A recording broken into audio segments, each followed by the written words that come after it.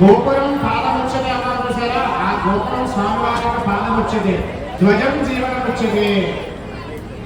దేవాలయం ఉన్నా లేకపోయినప్పటికీ ఒక ధ్వజస్తంభం ఉంటే చాలు, అది దేశం మన గ్రామం అంతా రక్షిస్తూ ఉంటుంది. స్వామివారి యొక్క జీవనంతా కూడా ఆ జీవ ధ్వజస్తంభంలో ఉంటుంది. శిఖరం శిరమిత్యాహు గర్భగేగే గలవదన ప్రాకారం జానమిత్యాహు గోపురం పాదముచ్చదే ధ్వజం జీవనముచ్చదే అని చెప్పిన శాస్త్రం. స్వామివారి యొక్క శిరస్సు శిఖరం.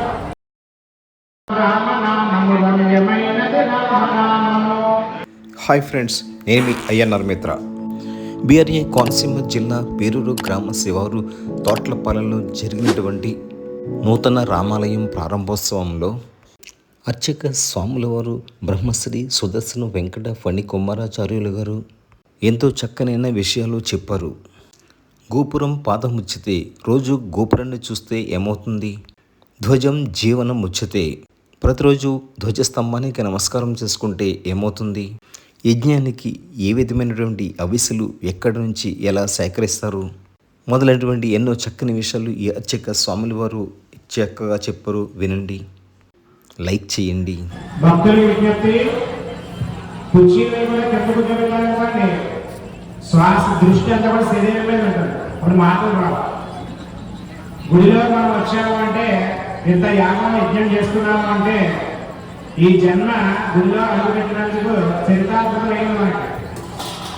అంతేకాని ఒక సెలబ్రేషన్ ఫంక్షన్కి వచ్చినట్టు కాదు.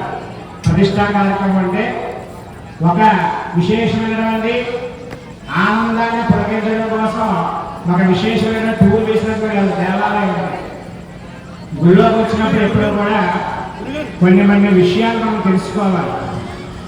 ఒకటి, భగవంతుడు, మనము, అర్చక స్వామి, మూడే విషయాలు. మీ గుళ్ళోకి వచ్చారంటే మూడు విషయాలు తెలుసుకోవాలి. భగవంతుడు, మనము, అర్చకుడు. భగవంతుడికి మనం చెప్పిన విషయాలన్నీ ఆయనకి విన్నపం చేయాలి అంటే, నీ మొట్టమొదటిగా నువ్వు గుళ్ళోకి వచ్చిన వెంటనే నీ మనసుని ఇంటి మీద ఉంచకూడదు, నువ్వు చేసేటువంటి పని మీద ఉంచకూడదు. మరి అన్ని మా మనసంతా కూడా అక్కడ పడితే ఇక్కడ పడితే అక్కడ, చెంచల మనస్తత్వం కదా మనది. కళ్ళు మూసుకుంటే ఎక్కడ ఆలోచిస్తూ ఉంటుంది. మరి అటువంటి మనసుని ఆధీనంలో పెట్టుకోవాలంటేనే భగవన్నామ యొక్క అనుగ్రహాన్ని పొందరు. అందుకని భగవంతుడు చెప్పారు, భక్తులు అన్నీ ఇస్తున్నారు, కోట్లు ఇస్తున్నారు, లక్షలు ఇస్తున్నారు, దేవాలయం కట్టిస్తున్నారు, ఎన్నో పూజలు చేస్తున్నారు, కానీ ఒకటే అదే కావాలి నాకు అంటున్నారు భగవంతుడు. ఏమిటది? మన యొక్క మనస్సు.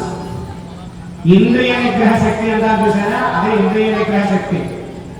భగవంతుడు మనం పూజ చేశాము అంటే మన ఒళ్ళు పులకించేటట్టుగా చేయాలి.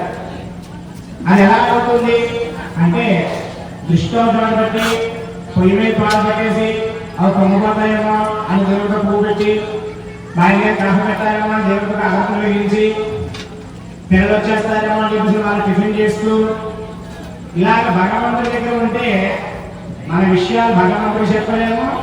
భగవంతుడు కూడా మన మీద దృష్టి పెట్టడానికి కాస్త ఆలస్యం ఉంటుంది. ఎందుకంటే ఆయన అనుకుంటాట, వీరికి ఇతర చింతన తప్ప నా మీద దృష్టి లేదు వీరికి. కాబట్టి ఎంతసేపు కూడా వాడి కుటుంబం, వాడి సంసారం, వాడి వ్యాపారమే అభివృద్ధిలో ఉండాలని కోరుకుంటూ ఉంటారు. నేనేంటో, నా తత్వం ఏంటో, నేను ఎందుకు జన్మించానో, నన్ను పట్టుకుంటే వాడికి ఎటువంటి అనుగ్రహిస్తాడో ఆ విషయాలు వాడు గమనించలేకపోతున్నాడు అనుకుంటాడు పరమాత్మ. అటువంటి పరమాత్మలో భక్తి శ్రద్ధలతో రెండే ముఖ్యం భగవంతుడు. ఒకటి భక్తి, రెండు శ్రద్ధ. ఈ రెండు భగవంతుడికి పెడితే చాలు. ఆయన తండ్రి కంటే విశేష అనుగ్రహాలు ఇచ్చేటువంటి వాడు. ఆ భక్తి శ్రద్ధ రెండు పెట్టడం వల్ల కష్టమైపోతున్నాయి రోజుల్లో. ఒకటి భక్తిని శాతాలి, అలాగే శ్రద్ధను పెట్టాలి. ఆ రెండు పెట్టిన చోట పరమాత్మ మనకు అనుగ్రహాన్ని ఇస్తారు. ఈ రెండు పెట్టట్లే మనం. ఎందుకంటే జరిగే కాలం కంప్యూటర్ కాలం కదా. ఆ కంప్యూటర్ కాలంలో మనం ప్రయాణిస్తూనే ఉంటున్నాం. ఆ కంప్యూటర్ కాలం దగ్గర భగవంతుడికి తక్కువ కేటాయిస్తున్నాం, ఆ సమయాన్ని కేటాయిస్తున్నాం. పూర్వంలో అయితే వ్యవసాయాలు, వ్యాపారాలు చేసుకునేవారు, భగవత్ చింతన ఎక్కువ ఉండేది, హరినామ సంకీర్తన చేసేవారు, అలాగే విశేషమైన నగర సంకీర్తన చేసేవారు, విశేషమైనటువంటి ఏకాహోమం చేసేవారు, ఒకరితో విష్ణు సహస్రనామాలను చెప్పుకునేవారు భగవతత్వాన్ని బోధించుకుంటూ ఉండేవారు పూర్వం రోజుల్లో. కానీ ఇప్పుడు ఆ విషయం అంటే కాస్త కష్టనాత్మక విషయం అయిపోయింది. ఎందుకంటే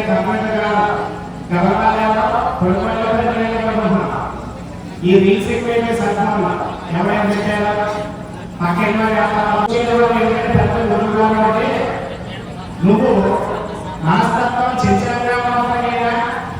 భగవంతుడి దగ్గరికి వచ్చి నమస్కారం చేసుకుని ఆ గుడిలోకి వచ్చేసుకుని తీర్థం తీసుకుని పావులు తీసుకుని ప్రసాదం తీసుకుంటే పక్క వారికి అపకారం చేయాలని మనసు అనుకుని అయ్యో భగవతత్వం అంటే ఇది కదా, పక్క వారికి ద్రోహం చేయలేదు, చేస్తే మంచి చేయాలి లేకపోతే చెడు చేయకూడదు అనే చంచల మనస్తత్వంలో మరి సద్బుద్ధిని మనలుగా ఇస్తారు భగవంతుడు.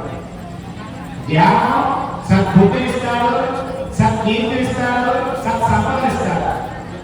ఇంకోటి ఇస్తాడు అంటే వృత్తి వ్యాపారం ఇచ్చా మనకి ఏదో ఇబ్బందులు అనుకోండి, అప్పుడు మనం చేసిన పుణ్యం వల్ల ఆ భగవంతుని నామస్మరణ చేయడం వల్ల ఏ పరమాత్మ అన్యదా సర్వనాస్తి త్వమేవ సర్వమా నువ్వే కదా రక్ష, నాకు ఈ పరిస్థితి కలిగి ఏం చేయమన్నా కానీ మనం భగవంతుని ధ్యానం చేసేటప్పుడు 10 నిమిషాలు చక్కని ఆలోచన శక్తి ఇస్తారు. లేకపోతే మనం ఈ పని చేయాలని ఆలోచన తెస్తున్నానికి పరమాత్మే మన హృదయంలోనే కూడా ఉన్నారు కాబట్టి జ్యోతిరూపంలో ఉన్నారు కాబట్టి ఆయన చూడట్లేదు అనుకోవడం మనమే మనం తెలుగు చూడట్లేదు. పరమాత్మ ఎక్కడున్నాడు?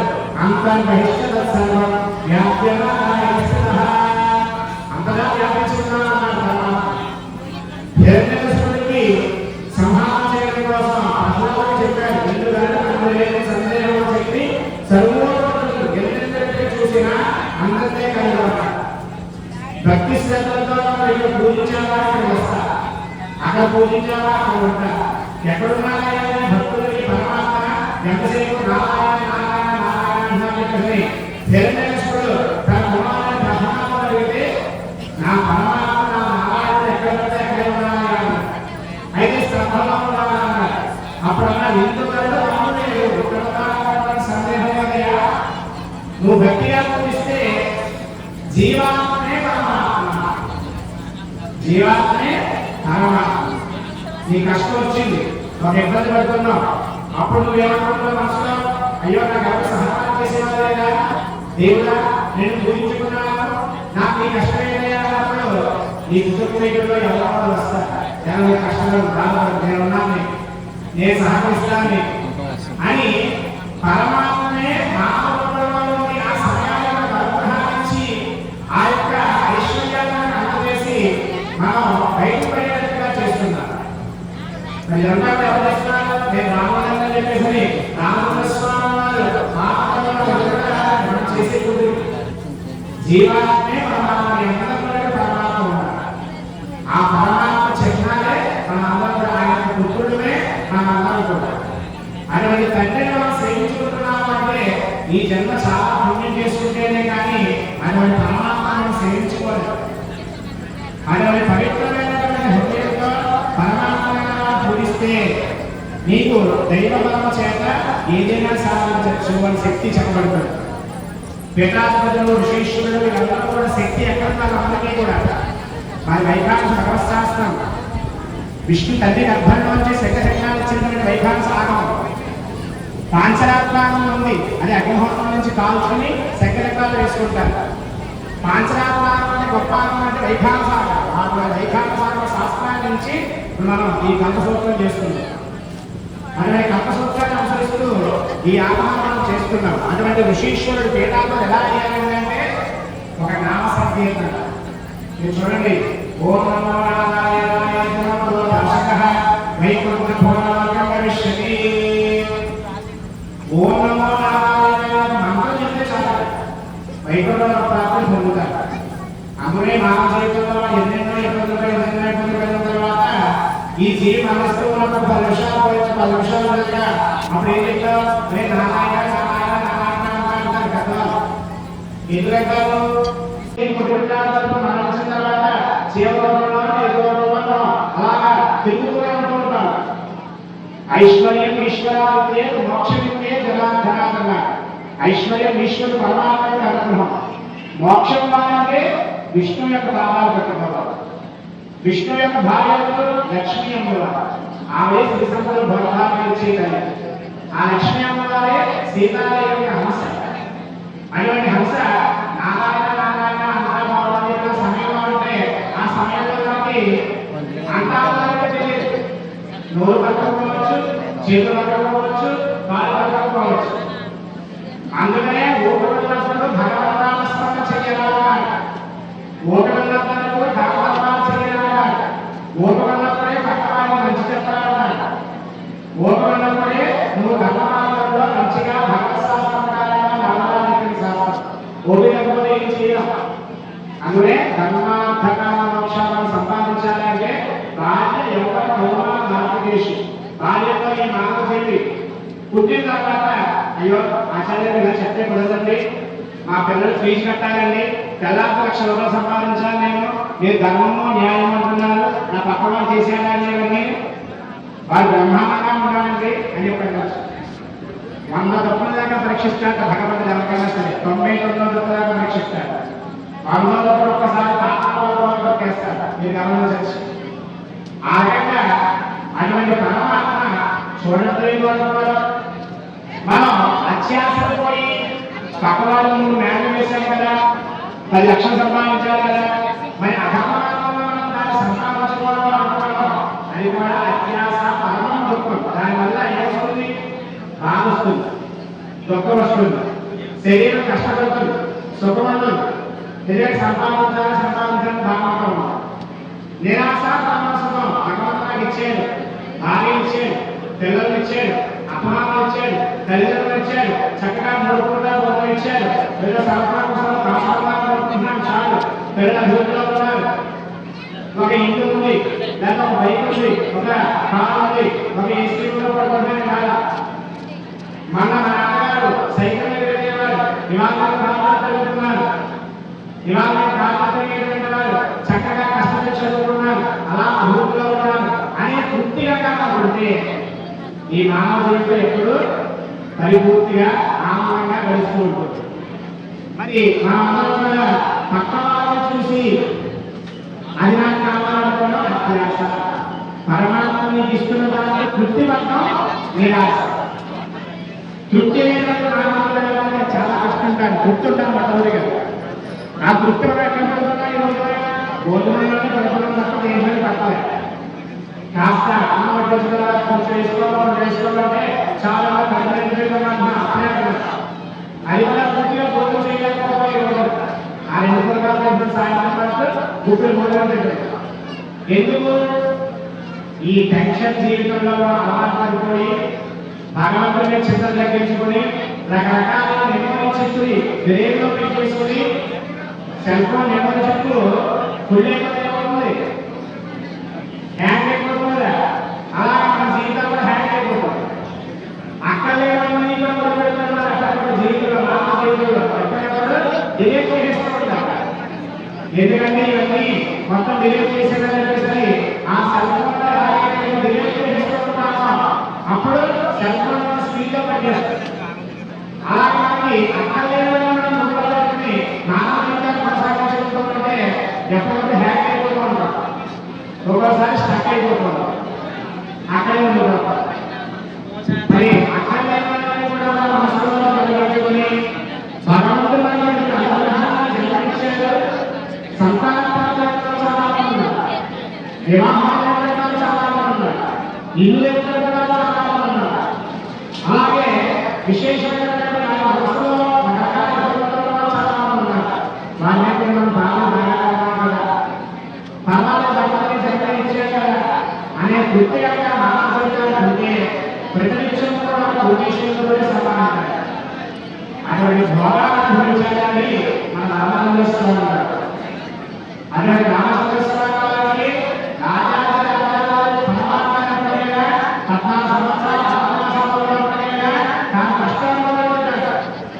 తండ్రి మాట్లాడుకుంటాడు. మళ్ళీ ధర్మం గెలిచింది, ధర్మరాజానికి మళ్ళీ ఆయన ఇచ్చేటువంటి భక్తాభిషేకం భక్తులకి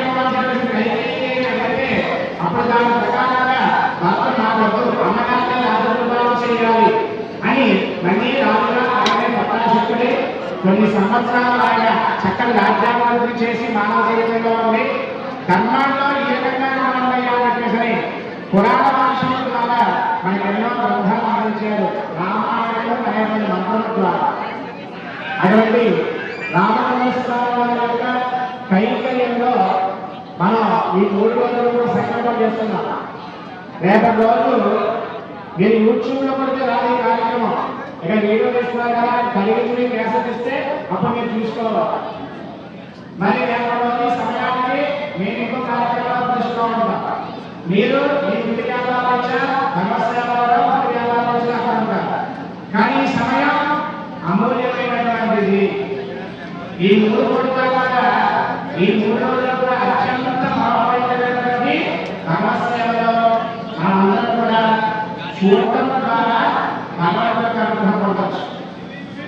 వినడం ద్వారా సత్యనారాయణ చెప్తారు కదా, వ్రతం చేయలేటువంటి వాళ్ళ చేస్తున్నారా మనకి స్వామి భగవంతుడి యొక్క పూజా చూసినప్పటికైనా భగవంతుడి యొక్క వేదమైనా మనకి ఈ కార్యక్రమాలు చేసుకుంటే కానీ ఈ నోరు ఏర్పాటు చేసుకుంటే కానీ అటువంటి అనుగ్రహాన్ని పెంపొందించడం మాత్రం రామానందం. రామాయణ ఏది ఉండదు. అటువంటి విశేషమైనటువంటి రామనామంలో శివుడికి విష్ణువుకి సంబంధించిన మంత్రం రామానందం.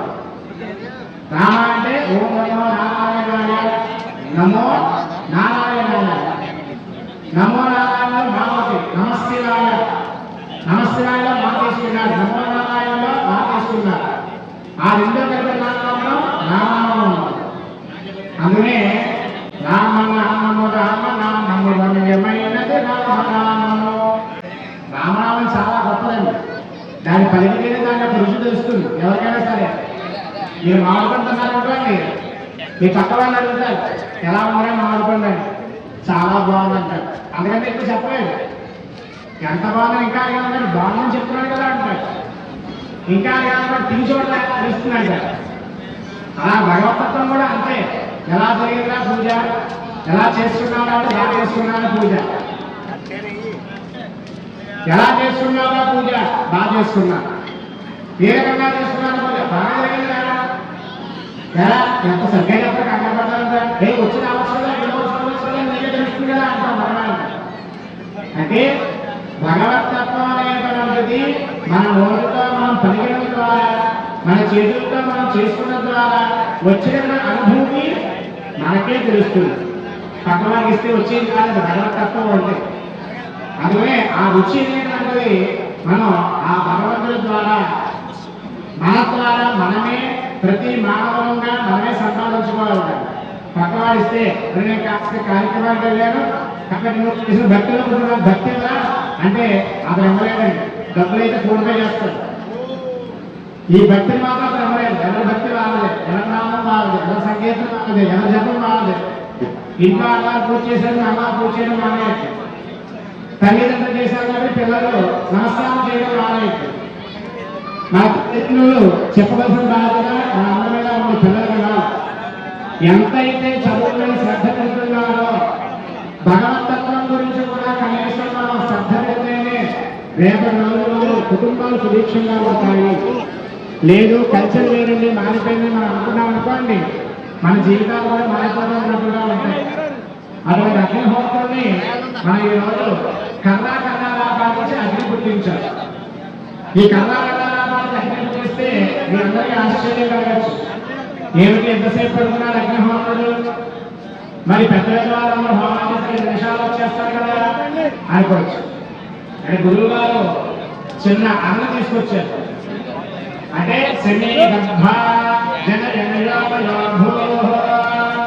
జమ్మి చెట్టు మయానికి వచ్చినటువంటి రావి చెట్టు ఉంటుందండి. జమ్మి చెట్టు మయానికి వచ్చిన రావి చెట్టు ఉంటుంది. ఆ రావి చెట్టు నుంచి వచ్చినటువంటి కర్ర ఏదైతే ఉందో ఆ కర్రని ఆనబెట్టి ఆ వచ్చినటువంటి అనని దారులు చేశారు. అది సామాన్య విషయం కాదు. మేము మామూలుగా చేస్తూ ఉన్నాం. కొన్ని సార్లు చేసేటప్పుడు రావి చెట్టు మామూలుగా కర్ర రాబడింది పుట్టించాం అగ్నిహోత్రం. కానీ అలా కాదు, శాస్త్ర ప్రమాణంగా చేసాం. ఈ పూట శని గర్భం జమ్మి చెట్టు యొక్క మేళాలు రావి చెట్టు పక్క నుంచి వచ్చినటువంటి కర్ర నుంచి దాన్ని తీసుకుని మధనాగ్ని చేసి మరి మొట్టమొదటిగా బండి స్టార్ట్ చేసేటప్పుడు కాస్త ఇబ్బంది పడుతూ ఉంటుంది కదా. అది కొన్ని కిలోమీటర్లు వెళ్ళిన తర్వాత దాన్ని వేగం పెరుగుతూ ఉంటుంది. అలాగే భగవంతుడు కూడా అరని అనేటువంటిది మంత్రబోధంగా అరగాలి. అరిగిన తర్వాత అగ్నిహోత్రుడు సాక్షాత్కరిస్తాడు. మేము అనుకున్నాం ఇది అగ్నిహోత్రుడు ఎలా ఇబ్బంది పెడుతున్నాడు ఏంటో అనుకున్నాం. కానీ మాకు మా మనసులో నమ్మకం ఉంది. ఎందుకంటే ఎంతమంది భక్తులు చూసి చాలా భక్తిగా చేస్తున్నారు. ఇక్కడ చాలా భక్తి శ్రద్ధలతో చేస్తున్నారు, ఆనందంగా చేస్తున్నారు, నేల తాళాలతో చేస్తున్నారు, చక్కైన పరిపూర్ణమైన దేవాలయం కట్టించుకున్నారు. మరి అగ్నిహోత్రం ఎందుకు సాక్షాత్కరించడం? మనం చేసే వైదిక కార్యక్రమం కూడా దీక్షపూర్వకంగా జరుగుతుంది అని అనుకుని ఆ అగ్నిహోత్రం సాక్షాత్కరిస్తే ఆయన మహానుభావులను ఇబ్బంది పెడతాడా అండి?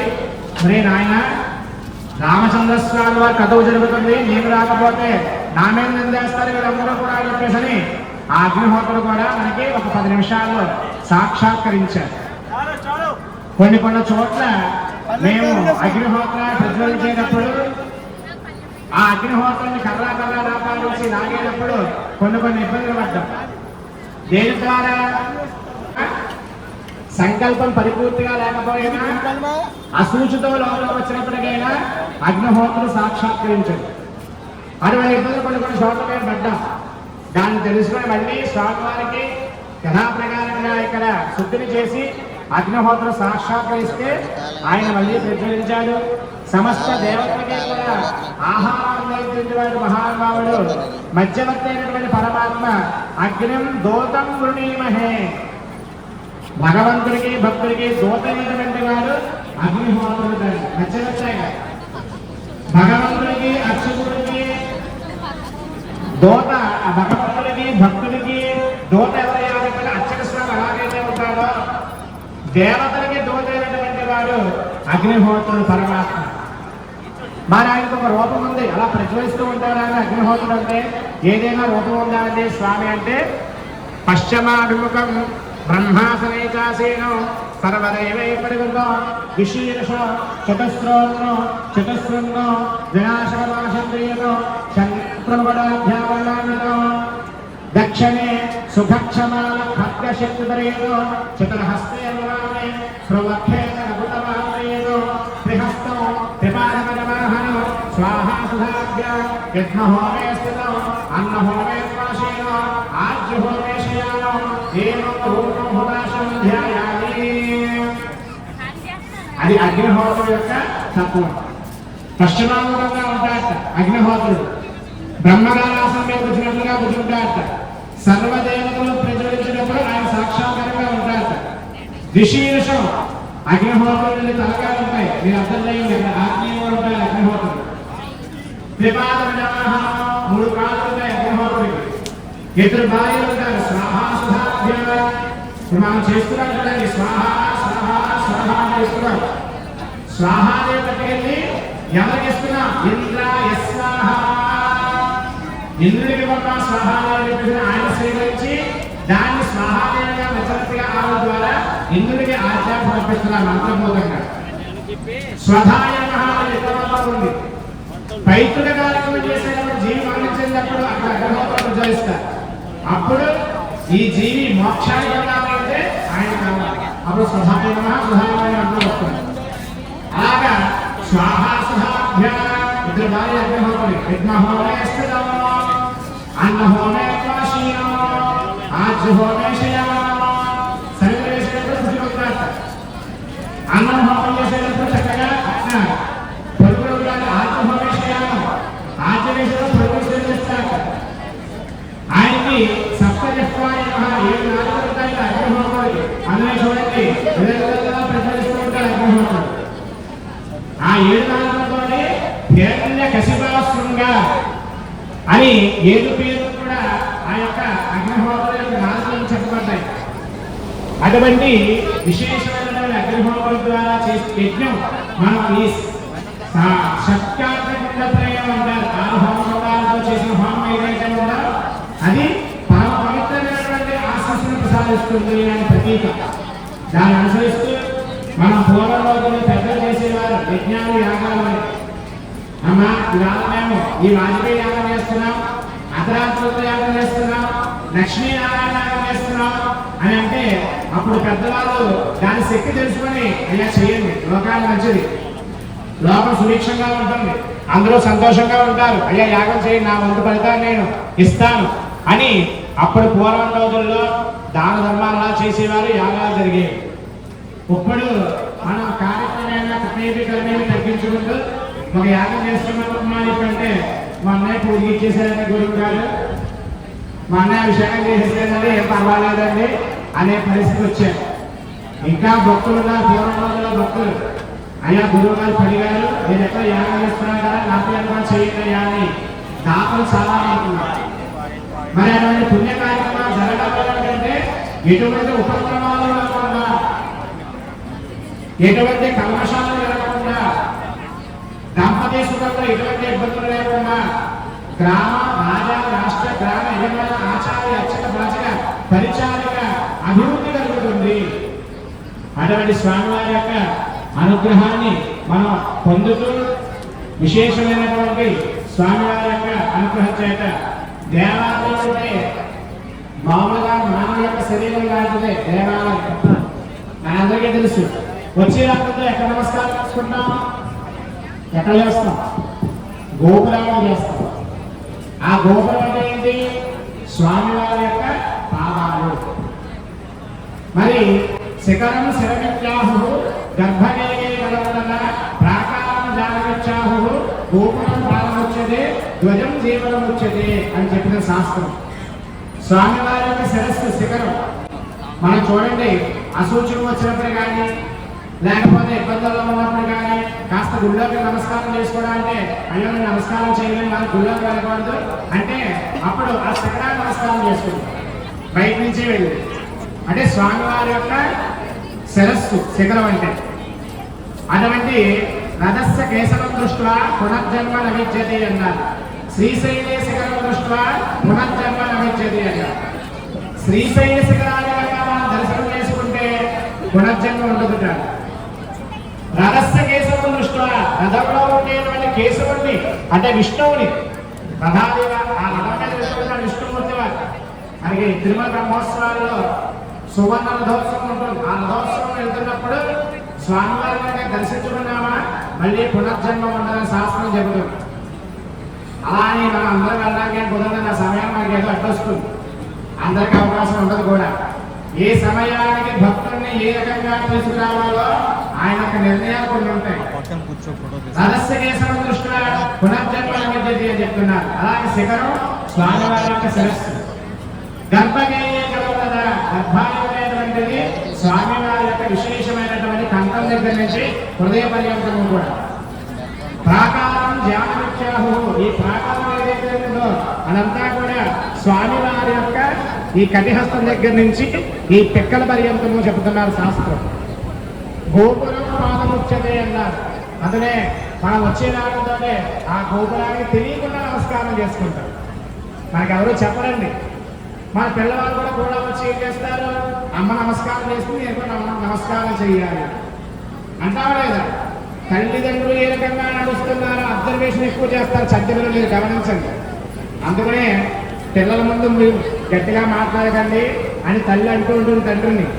తండ్రి కూడా అంటూ ఉంటాడు, పిల్లల ముందు ఏంటి గొడవ అని చెప్పి అంటూ ఉంటారు.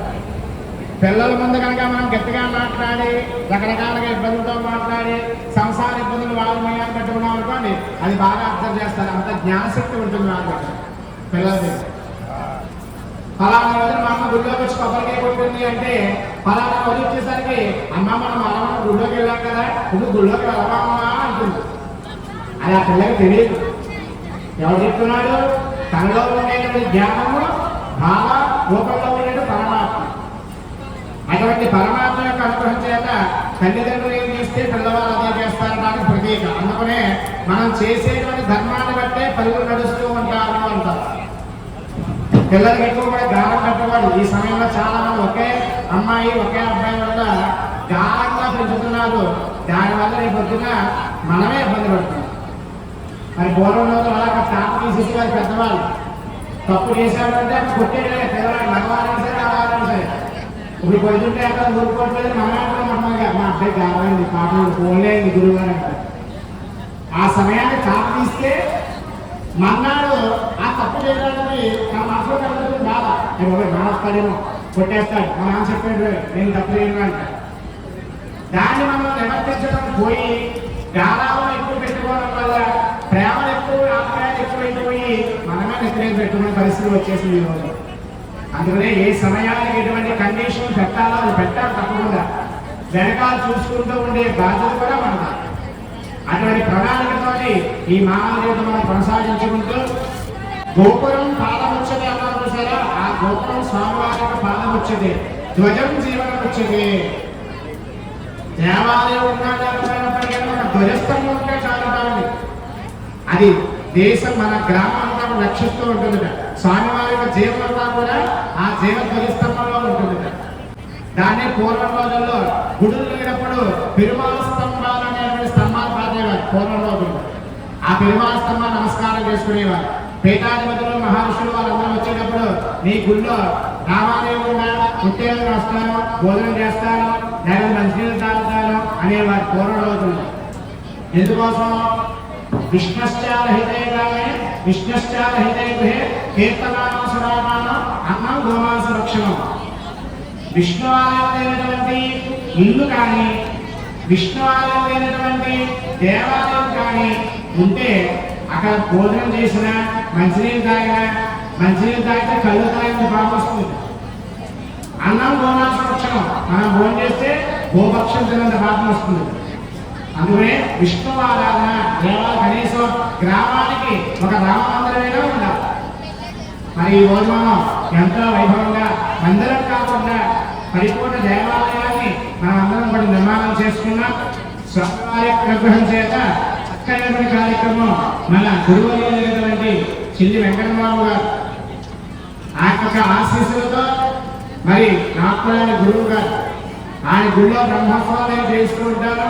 పనిగారికి వాస్తు చెప్తాను, ముందు నేర్చుకొని దేవాలయం వాస్తు చెప్పేసని చక్కనైనటువంటి ఆయన పరిచయం అయిన తర్వాత దరిదాపు చుట్టుపక్కల 60-70 ప్రతిష్టలు చేయించారు నా చేత. అంతకుముందు మా గురువు గారు లక్ష్మీ నరసింహాచార్య గారు కపిలేశ్వరపురం 95 సంవత్సరాలు ఆయన ప్రయాణం చేసుకుంటారు. నాతో సమాధానం మాత్రం చెప్తారు. ఈరోజు ఆయన దగ్గర ఆనందంతా కూడా పరిపూర్తిగా చెప్పుకుని వచ్చిన తర్వాత భగవత్ సంకల్పం చేయాలి. ఆయన నాకు పరిచయం అవ్వడం, ఆయన ద్వారా యజ్ఞయాగాలు ప్రజలు చేయించడం, ఎక్కడా కూడా ఆశ లేకుండా ధర్మానికి విరుద్ధంగా లేకుండా ఆయన యొక్క సంకల్పాన్ని కార్యక్రమాలని కూడా మన చుట్టుపక్కల పరిసర ప్రాంతాలలో చేసుకోవడం, ధర్మాన్ని రక్షించుకుంటూ దేవాలయం ప్రాణాలను ఇస్తూ ఉండడం, అటువంటి కరువులు మనం చేసుకుంటున్నాము అంటే కూడా ఏమి పట్టుకుని ఏమి ఉండదండి. ఒక చేసిన ధర్మమే, ఒక చేసిన ధామమే, ఒక చేసినటువంటి మంచి మాటే మనం నిలిచిపోతుంది. అటువంటి ధర్మ మార్గంలో మనం అందరిలో కూడా చక్కనైనటువంటి ఒక్కొక్క టాలెంట్ ఉంటుంది. ఆ టాలెంట్ మనం గమనించుకుంటూ ఉండాలి. గురువుగా చాలా గొప్ప వాళ్ళగా ఉండడానికి మీద టాలెంట్ ఉంటుంది. దాన్ని ఏదో నేను చూపించుకోవచ్చు. అలాగా భగవంతుడి యొక్క అనుగ్రహాన్ని భక్తిపూర్వకంగా మనం పొందేటువంటి అనుగ్రహాన్ని ఆ రామచంద్రస్వామి వారు మనందరికీ కూడా కలగజేశారు. అటువంటి అనుగ్రహాన్ని మనం అందరికీ పొందుతున్నాం. కళాపాలించి అగ్నిహోత్రాన్ని పుట్టించి ఆ అగ్నిహోత్రం యొక్క అనుగ్రహం మన ఇంట్లో పిండి వంటలు చేసినా ఏం చేసినా మొట్టమొదటిగా అగ్నిహోత్రాన్ని ఆయన సమర్పించారు.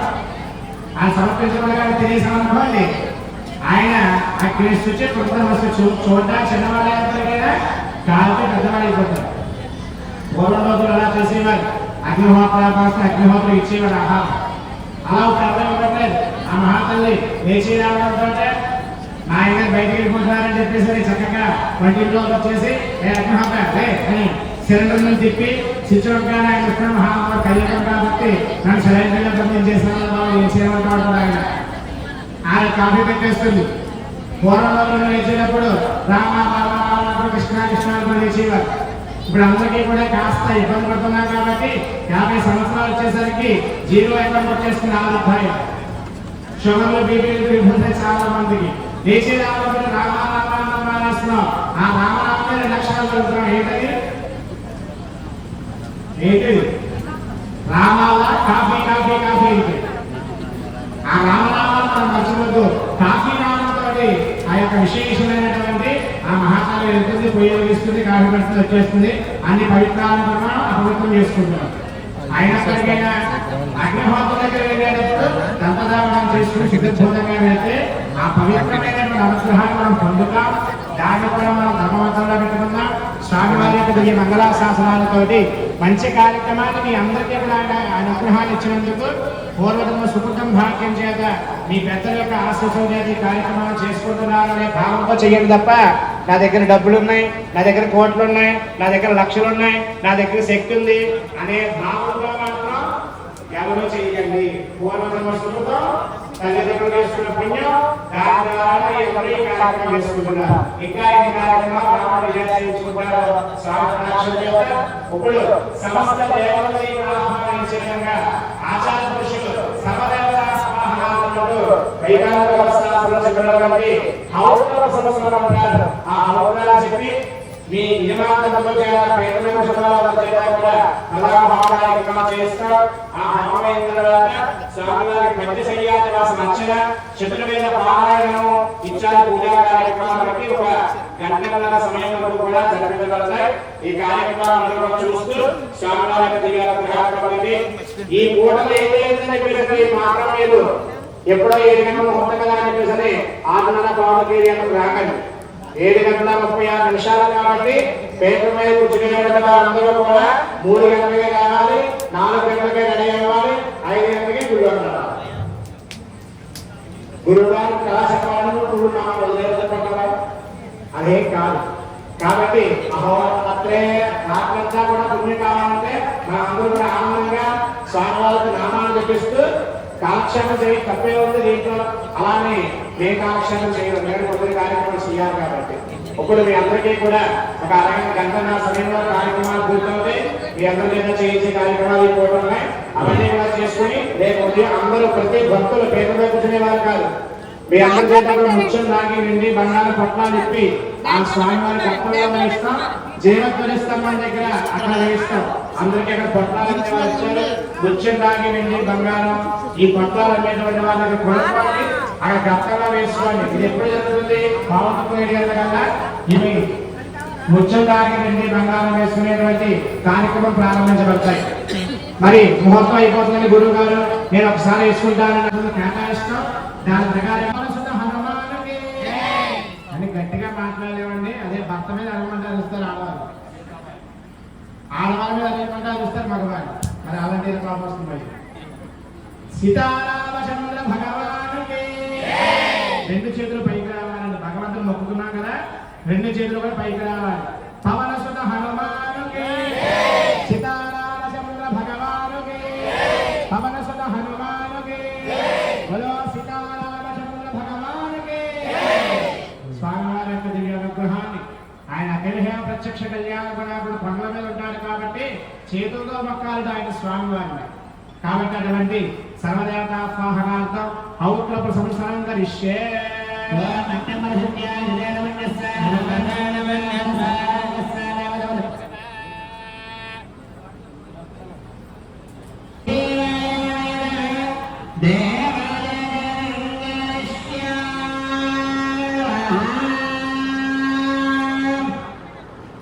ఈ వీడియోను పూర్తిగా చూసినందుకు ధన్యవాదములు.